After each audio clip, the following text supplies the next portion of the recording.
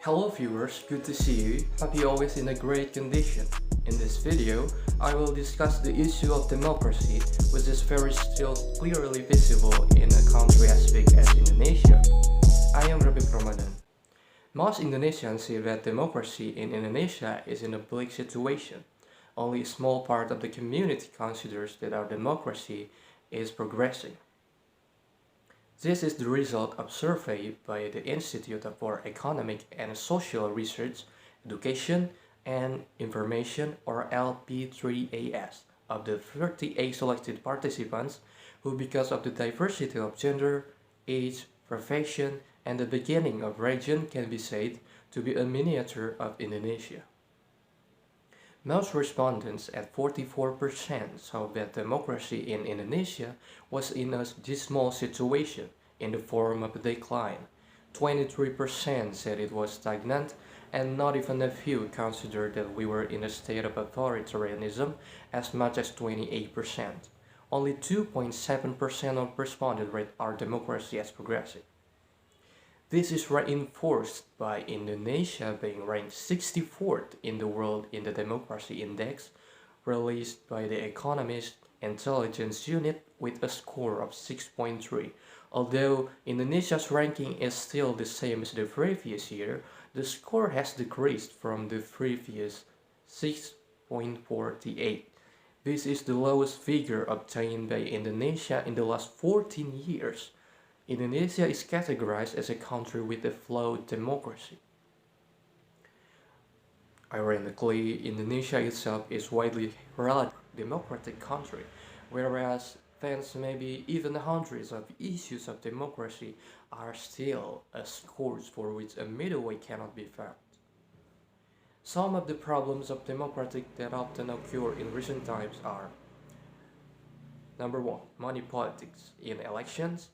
Number 2, fake news and hate speech. Number 3, discrimination against minorities. Number 4, populism and identity politics.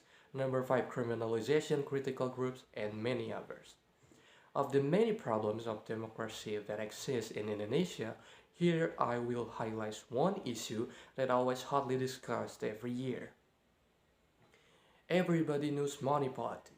Money politics is a form of giving or promising to bribe someone so that the person does not exercise his right to vote, nor that he exercises his right in a certain way at the time of election.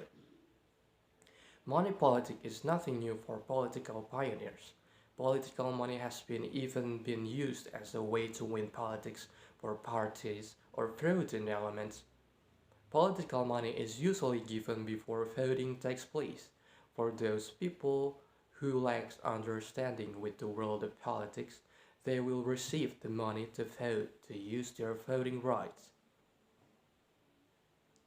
We can know that money politics may occur due to 3 factors. First, the political factors. Money politics occurs because the candidate does not have a convincing program for voters but want to win. And second, the legal factor. The weak regulation of money politics in election from year to year is a setback when compared to last year's regional elections. Third, cultural factors. There are several customs that have become a culture in Indonesia.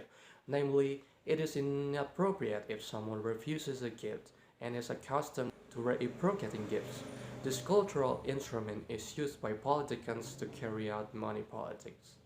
In fact, the approach taken by a society is a challenge for intellectuals in society, which includes educated people and community leaders. How can people who are considered to have broad views in society towards politics and democracy participants in degrading the level of money politics? The process can be conceptualized as follows. First, rejecting the practice of money politics offered by the successful team of the candidates. Second, intellectuals uphold the principles of democracy that direct, general, free, confidential, honest, and fair or rule deal as the form of preventive action in the practice of money politics.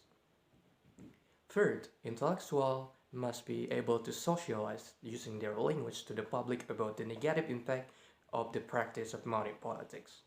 So from here, intellectuals can become pioneers in preventing the practice of political money that damages the national morale. Intellectuals are not the only ones who have to solve this problem, but all we are. But it should be underlined that intellectuals like we are often referred to as agents of change. That's it, ladies and gentlemen. The point is, we have to avoid money politics.